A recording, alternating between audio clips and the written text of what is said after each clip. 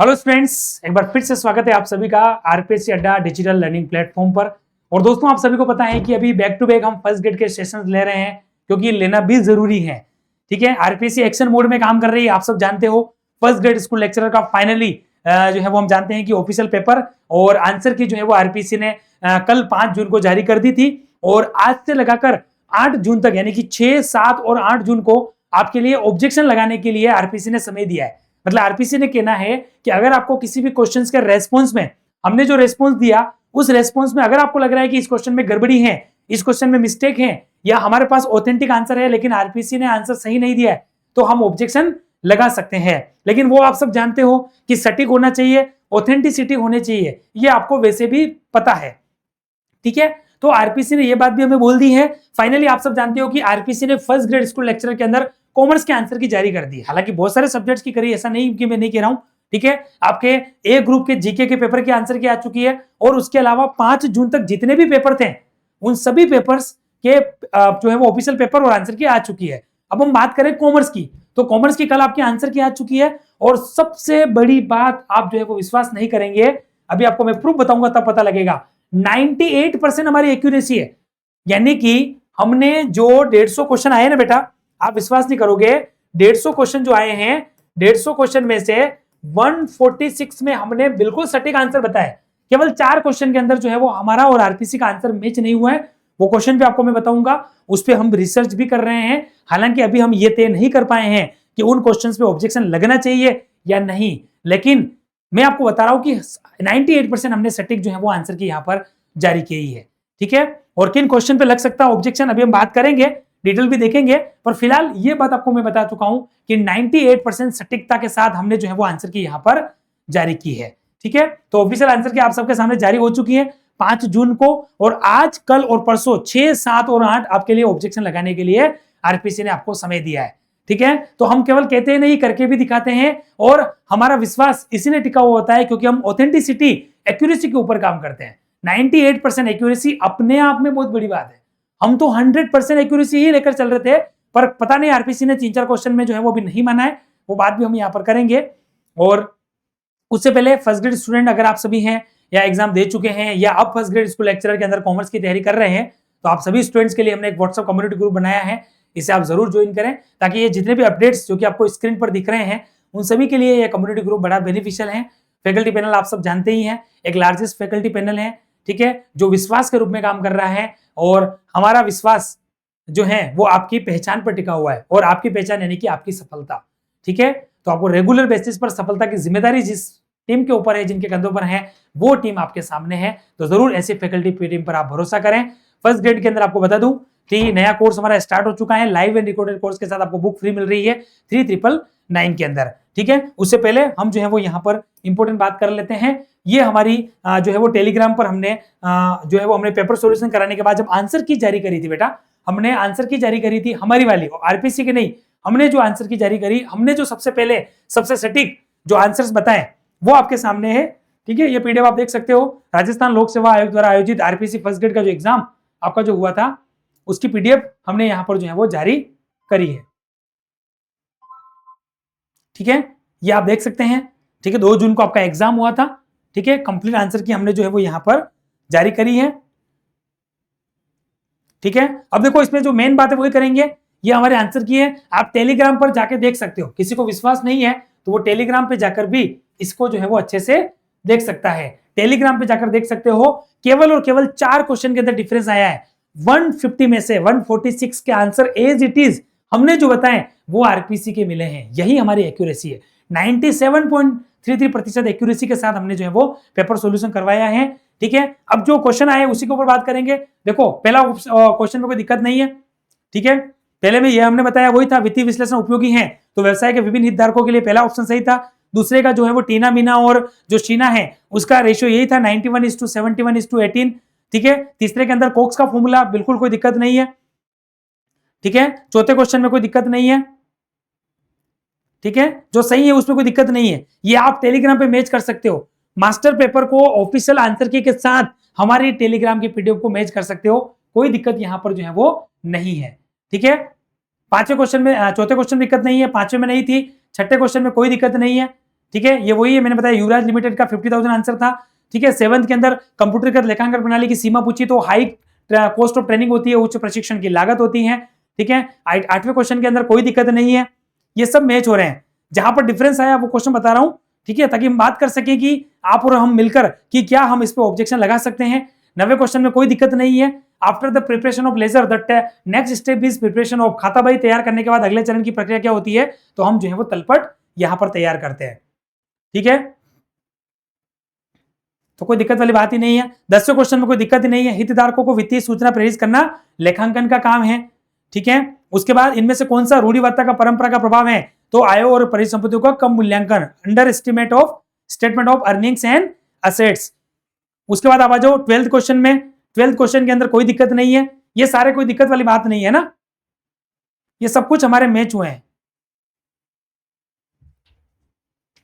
ठीक है, क्वेश्चन तो हमको थोड़ा एक एक देखना पड़ेगा ताकि पता चले। ठीक है, उसके बाद 13 के अंदर कोई दिक्कत नहीं है, हमारा और आरपीसी का सेम आंसर है। आप आराम से मास्टर पेपर के साथ आज टेलीग्राम पेपर की हमारी पीडीएफ मैच कर सकते हो।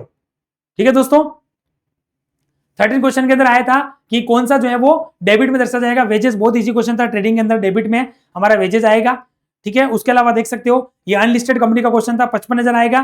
ठीक है, कि सेबी की आवश्यकता अनुसार कितनी राशि जो है वो डीआरआर में जाती है, डिवेंचर रिडेम्पशन रीजन में जाती है, तो वो 55,000 राशि जाएगी। इनमें कोई दिक्कत वाली बात यहां पर नहीं है। ठीक है, एक संस्था द्वारा अग्रिम रूप से कोई प्राप्त है, अगर आपको कोई एडवांस में इनकम मिली मतलब वो लाइबिलिटी है, वो आपकी एसेट नहीं हुई, ये आपकी लाइबिलिटी है। तो क्वेश्चन नंबर 15 के अंदर भी कोई दिक्कत वाली बात ही नहीं है। 16, यदि साझेदारी सेलेक्ट नहीं है तो आप जानते हो कौन सा रूल्स होता है कि हानि जो है वो सभी साझेदारों में बराबर बांटी जाएगी। लाभ हानि बराबर होती है जब पार्टनरशिप डीड एब्सेंस होती है। आ जाओ नेक्स्ट क्वेश्चन के अंदर, क्वेश्चन नंबर 17 के अंदर आ जाओ। ठीक है, लेखा मानक 1 के अनुसार बिल्कुल सही आंसर है, व्यवसाय का अस्तित्व होगा। ठीक है, इसमें कोई दिक्कत नहीं थी। 18 में कोई दिक्कत नहीं है, 19 में कोई दिक्कत ही नहीं है, 20 के अंदर कोई दिक्कत नहीं है, 21 के अंदर आ जाओ फटाफट से। 21 के अंदर कोई दिक्कत नहीं है, 22 के अंदर कोई दिक्कत नहीं है। ठीक है, सटीक आंसर मिले हैं, कोई दिक्कत वाली बात यहां पर नहीं है। ठीक है, तो मैं एक काम करता हूं कि जहां पर डिफरेंस आया है वो क्वेश्चन भी देख लेता हूं कि वो कौन कौन से क्वेश्चन यहां पर हैं जहां पर हमें जो है वो डिफरेंस देखने को मिला है। अभी आपको सारी जो है वो चीजें मैं बता देता हूं, सीधे वही क्वेश्चन ले जाता हूं जो डिफरेंस आया है, क्योंकि आरपीसी के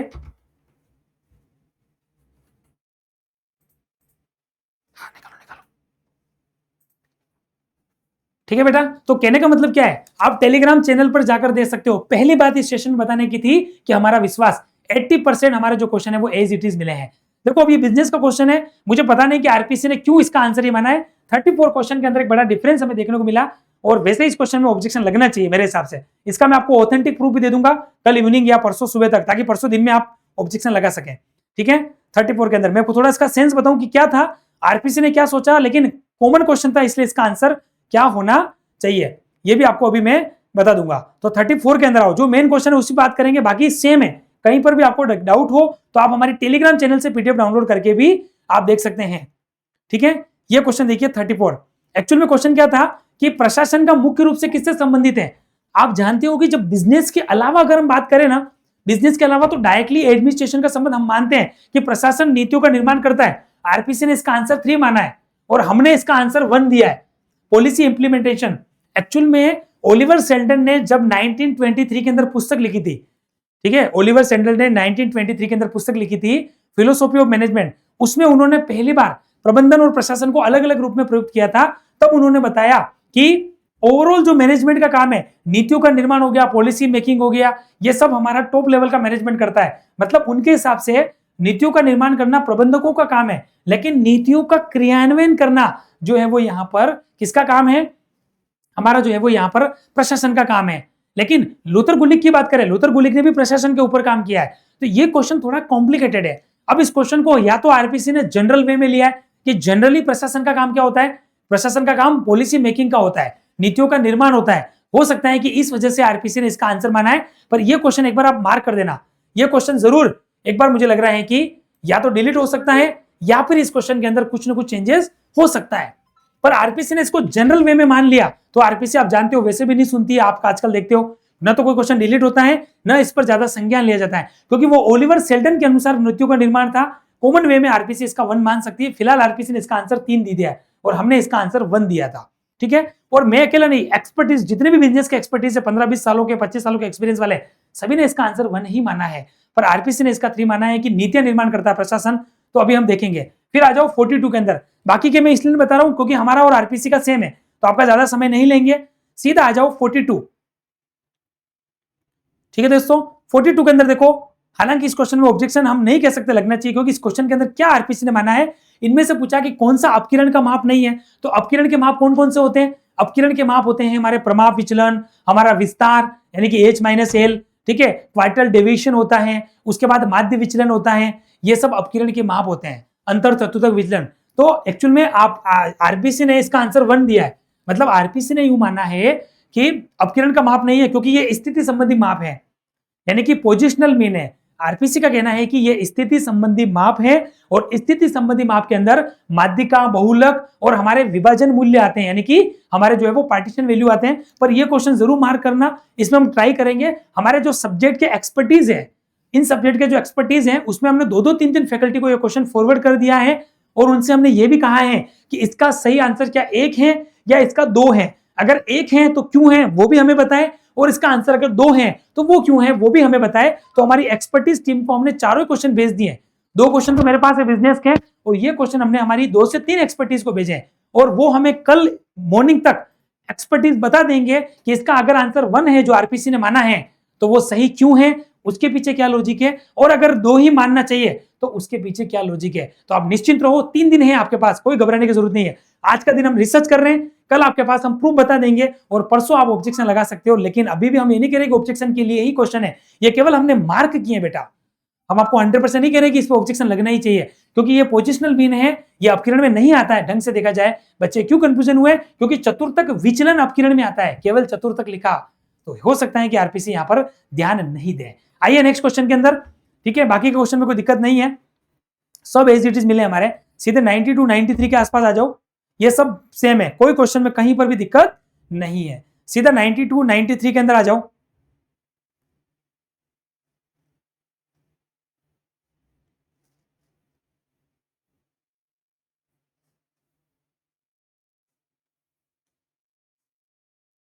बाकी सब क्वेश्चन सही है, किसी भी क्वेश्चन के अंदर कोई डिफरेंस नहीं है, सारे क्वेश्चन एज इट इज जो हमने बताए उसका आंसर वही मिला है, किसी भी क्वेश्चन में कोई चेंजेस यहां पर जो है वो नहीं है, ठीक है। सीधा आ जाओ, 92, 93 के आसपास क्वेश्चन है।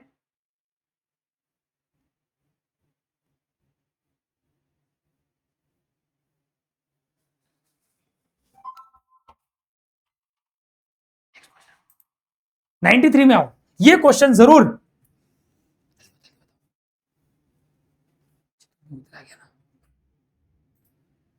तो चलिए 93 के अंदर आ जाओ, क्वेश्चन नंबर 93, सीधा वहां पर हमें देखना। और ये क्वेश्चन जरूर हम कह सकते हैं 100%, इसमें हम आपको ऑथेंटिक प्रूफ बताएंगे, और ये क्वेश्चन जो है वो डिलीट 100% होगा। आरपीसी अगर आंसर चेंज नहीं करेगी तो आरपीसी इसका आंसर डिलीट कर सकती है, आपको बोनस दे सकती है। 93 के अंदर देखो, ये सब जानते हैं, कितने भी एक्सपर्टीज, 1-2 नहीं, मैं कह रहा हूं कॉमर्स के अंदर एक्सपर्टीज रखने वाले हर आदमी से पूछो तो इसकी फ्रेमिंग गलत थी। इस क्वेश्चन में क्या होना चाहिए था, इसमें नहीं होना चाहिए था। देखो इसमें क्या था, औद्योगिक वित्त का आंतरिक साधन कौन सा नहीं है, तो देखो लाभ का प्लगिंग बैक ऑफ प्रॉफिट होना चाहिए बेटा, क्योंकि इसका रीजन सुनो, ये हमारा क्या है, आंतरिक साधन कौन सा नहीं है, तो ये तो आंतरिक साधन नहीं है बेटा। डिवेंचर का पता नहीं चल रहा है, क्यों आरपीसी ने माना, ये तो बाह्य है। डिवेंचर कंपनी जनता को डिवेंचर इश्यू करती है, तो ये तो बाह्य हो गया। शेयर कैपिटल और पब्लिक डिपॉजिट, लेकिन आरपीसी ने इसका आंसर पब्लिक डिपॉजिट माना है।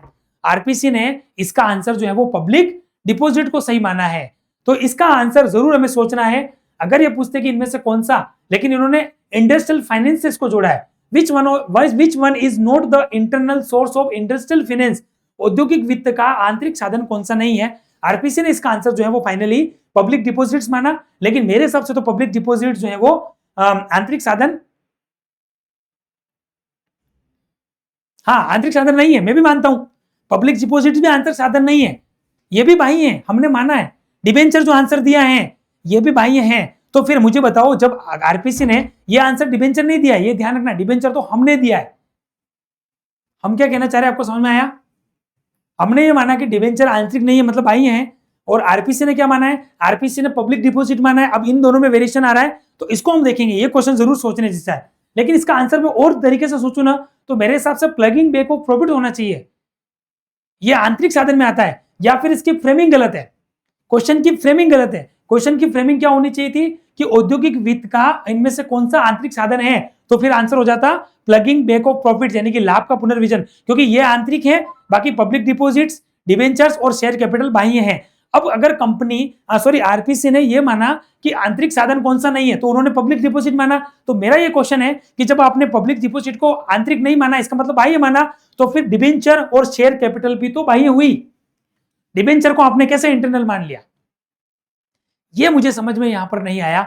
ये क्वेश्चन जरूर सोचने वाला है, जिसके ऊपर हम मंथन कर सकते हैं, ठीक है। और एक आया था श्रीमद् भगवद गीता का, उसमें पूछा था कि श्रीमद् भगवद गीता का हमारा जो है वो मनुष्य का उद्देश्य पूछा गया था। वो क्वेश्चन कहां है, मैं देख लेता हूं। ये रहा 117 117 नंबर पे आया था। क्वेश्चन को पढ़ो कि गीता के अनुसार मनुष्य का उच्चतम उद्देश्य क्या है। क्वेश्चन क्या था, श्रीमद् भगवद गीता के अनुसार मनुष्य का उच्चतम उद्देश्य होता है, according to Gita man's highest objective is. ये क्वेश्चन बच्चों सोचने जैसा है। हम ये नहीं कह रहे कि ऑब्जेक्शन लगना चाहिए, पर देखो श्रीमद् भगवद गीता का 18वां अध्याय है मोक्ष संन्यास योग्य, जिसमें आप सब जानते हो कि व्यक्ति को कर्म प्रवृत्त बताया और मोक्ष संन्यास की बात करी गई है। अर्जुन को कुरुक्षेत्र के मैदान में जब भगवान ने तैयार किया, तो हमने इसका मोक्ष आंसर दिया है, मोक्ष की प्राप्ति, लेकिन आरपीसी ने इसको रियलाइजेशन ऑफ गॉड, ईश्वर की प्राप्ति बताया है। यानी कि आरपीसी का यह मानना है कि गीता के अनुसार मनुष्य का उच्चतम जो उद्देश्य है वो क्या है, ईश्वर की प्राप्ति है। मतलब ईश्वर में विलीन होना है, ईश्वर को समझना और ईश्वर के दर्शन करना, मतलब ईश्वर की प्राप्ति है। अब एक बात मेरी आरपीसी से है कि आपने ईश्वर की प्राप्ति माना, तो आपने मोक्ष को अलग क्यों माना? मोक्ष ही तो ईश्वर की प्राप्ति के समान है। सफलता और ज्ञान हम मान सकते हैं। अर्जुन को ज्ञान तो कर्म प्रवृत्त बनाने के लिए दिया, तो ज्ञान की प्राप्ति हम नहीं कह रहे कि ज्ञान लेने के लिए ही श्रीमद् भगवद गीता है। गीता तो ज्ञानी होने के बाद भी व्यक्ति जब कर्तव्य से विमूढ़ हो जाता है, जब वो अपने खुद के कर्तव्य पर चलने पर विमुख हो जाता है कि मैं काम नहीं करूंगा, तो भी श्रीमद् भगवद गीता उसको तैयार करती है। अर्जुन जो अपने ही परिवार के लोगों को देखकर जो है वो विमुख हो गया युद्ध करने से, तो भगवान ने उसको गीता सुनाई और कहा कि नहीं, तेरा युद्ध करना तेरा धर्म है। तो मान सकते हैं कि ज्ञान की प्राप्ति नहीं है, लेकिन मोक्ष की प्राप्ति और ईश्वर की प्राप्ति को भी सिमिलर मानना चाहिए। तो ये क्वेश्चन हम ऑब्जेक्शन नहीं कह रहे, पर हाँ इसमें हम प्रयास करेंगे, थोड़ा सोचेंगे। पर ये क्वेश्चन क्या है, आध्यात्मिक स्तर का है। इसमें आरपीसी का हो सकता है कि जो माना है वो भी फाइनल हो, क्योंकि आरपीसी ने माना वो भी गलत नहीं है, पर मोक्ष को भी उसके समान रखना चाहिए था। अब देखते हैं कि आरपीसी क्या करती है। ये 4 क्वेश्चन थे, हमने हमारा प्रयास कर लिया है। 2 क्वेश्चन के लिए मैं फील्डिंग कर रहा हूं, और स्टेट्स के क्वेश्चन के लिए हमने स्टेट की एक्सपर्टीज को दे दिया है। और दूसरा क्वेश्चन था हमारा औद्योगिक वित्त का, उसके लिए नकुल सर खुद स्टडी कर रहे हैं, खुद रिसर्च कर रहे हैं कि उसके लिए ऑथेंटिक से ऑथेंटिक आंसर जो है वो ढूंढा जाए। तो हम हमारा प्रयास कर रहे हैं, आप भी प्रयास करो। अगर ऐसा हो जाता है तो हम देंगे। लेकिन मुझे एक बात पता चली बच्चों कि जब से ये आंसर की आई ना, बच्चों के कोई कमेंट नहीं आ रहे, क्योंकि बच्चों को सेकंड पेपर में इश्यू नहीं है। बच्चे देख रहे हैं कि 3-4 क्वेश्चन से कोई फर्क नहीं पड़ रहा है, बच्चों को फर्क पड़ रहा है पहले पेपर से। तो मैं आपको यही कहूंगा, अपना कीमती समय फर्स्ट पेपर के लिए सोचो। फर्स्ट पेपर में अगर आपको कोई डाउट है तो उस पर ध्यान दो, क्योंकि बच्चों के कमेंट लास्ट टाइम बहुत आए थे हमारे पास जब पेपर आया था कि सर इसका आंसर बताओ, इसका आंसर बताओ, 2-3 क्वेश्चन लगे हैं। लेकिन इस बार एक भी स्टूडेंट ने हमें कॉल करके या कमेंट्स नहीं किया कि सर आप जो है वो इसके ऑब्जेक्शन के आंसर बताओ। क्यों? क्योंकि बच्चों को पता है 146 क्वेश्चन अपने आप में बड़े होते हैं, 4 क्वेश्चन से कोई यहाँ पर मेरिट पे फर्क नहीं पड़ेगा। फर्क पड़ रहा है बच्चों को फर्स्ट पेपर में 40% से। तो मैं भी आपको कहूंगा पहले प्रायोरिटी 40% पे दो। हम ऐसा नहीं कह रहे कि हम पीछे हट रहे हैं। 4 क्वेश्चन है, इसमें भी 3 क्वेश्चन तो मैं लगभग आरपीसी के फेवर के मान रहा हूँ। एक क्वेश्चन जरूर था वो इंटरनल का, उस पर हम सोच रहे हैं। अगर हमें ऑथेंटिक मिला तो हम आपको देंगे, लेकिन आपकी तैयारी भी आपको करनी है। ये कुछ बातें आपको बेटा मैंने बता दी, बाकी तो हमारा पूरा जो है वो हमारा ही है, ठीक है। बाकी क्वेश्चन देखने की जरूरत नहीं है। 150 में से 146 हमारे एज इट इज मिले हैं, ये हमें गर्व है। और आपको भी हमारी टीम पर निश्चित रूप से गर्व होगा, क्योंकि हम कहते हैं वैसे करके दिखाते हैं, और ये विश्वास हमने कायम रखा। और 146 का आंसर एज इट इज सबसे पहले सबसे सटीक हमने आंसर की दी, सबसे पहले सबसे सटीक हमने वीडियो सॉल्यूशन कराया। ये विश्वास जो है वो आगे बढ़ना चाहिए, ठीक है। तो इसी के साथ में फर्स्ट ग्रेड के लिए मैंने आपको बता दिया है, नए बैचेस शुरू हो चुके हैं। कोर्स के साथ इस बार भी बुक दे रहे हैं, ठीक है। सिलेबस में बदलाव ज्यादा होगा नहीं, क्योंकि आरपीसी ने पहले ही इतना बड़ा बदलाव सिलेबस में कर दिया है। तो ये सब कुछ है। बाकी हमारी एप्लीकेशन पे बहुत सारा फ्री मटेरियल है। फ्री मटेरियल में जाओगे तो आपको वीडियोस, डॉक्यूमेंट्स, टेस्ट भी मिलेंगे, आप इनको अच्छे से प्राप्त कर सकते हैं। किसी भी कोर्स के रिगार्डिंग अगर आपकी कोई इंक्वायरी है ऑब्जेक्शंस के रिगार्डिंग कोई क्वेश्चन पूछना है तो आप हमारे एप्लीकेशन पर दिए गए 2 नंबर पे कॉल कर देना, जो सामने आपको स्क्रीन पर दिख रहे हैं। इन पर कॉल करके आप हमारी टीम से कोऑर्डिनेट कर लेना। यूट्यूब चैनल जरूर सब्सक्राइब करना ताकि अगला वीडियो घर बैठे आप इंस्टेंट वे में प्राप्त कर सको। तो thank you so much guys, आप सभी का लास्ट तक इस सेशन में बने रहने के लिए। एक इंपॉर्टेंट जानकारी थी हमारी ऑथेंटिसिटी को बताने की, फर्स्ट ग्रेड के ऑफिशियल आंसर की को जारी होने के बाद हमारा जो आपको बताने का वो मैंने आपको बता दिया है। कम ऑब्जेक्शन लगे या ना लगे उसके लिए हम भी रिसर्च करेंगे, आप भी करो, और इसी के साथ अपनी तैयारी, अपना टाइम जो है वो यूटिलाइज करो, और आप जो है वो अपना ध्यान रखो। मस्त रहो। Thank you so much.